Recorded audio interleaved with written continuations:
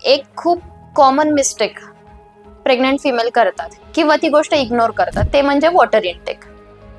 तुम्ही तुमच्या physical activity करताय, जेवणाकडे लक्ष देताय, न्यूट्रिशनचा सपोर्ट घेताय व्यवस्थित, पण जर वॉटर इनटेक प्रॉपर नसेल तर या सगळ्या गोष्टींचा किती फायदा होणार आहे, तर खूप कमी फायदा होणार आहे.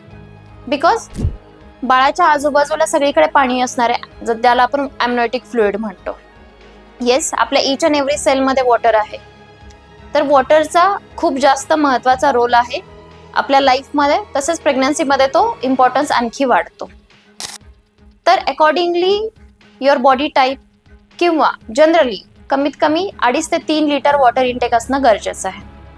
हे सॉल्व्ह करेल तुमचं कॉन्स्टिपेशन, डायजेशन इम्प्रूव्ह होईल आणि बाकी येणारे challenges related to your gut health हे नक्कीच इम्प्रूव्ह होणार आहेत. त्यामुळे तुम्ही तुमच्या वॉटर इनटेककडे व्यवस्थित लक्ष देणं गरजेचं आहे.